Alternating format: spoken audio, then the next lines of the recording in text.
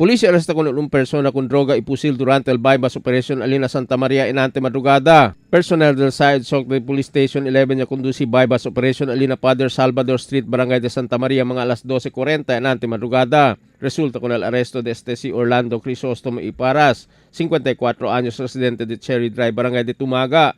Con él kumpiskal mga pakete de droga prohibido, 500 pesos marcados y el mga drug paraphernalia. Polisya pwede mira na su posisyon el un calibre 45 pusil no hay papeles, con 7 mga bala. Suspecha procura pa escapar después el mira con el presencia del pulis durante la operación. Por eso tiene el contusión a su cuerpo.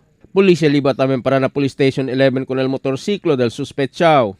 Sospechado detenido ara alina celda del Police Station 11 y esperanza enfrenta el caso de illegal droga prohibido y el illegal possession of firearms. Emil Tuban, Dateline Zamboanga.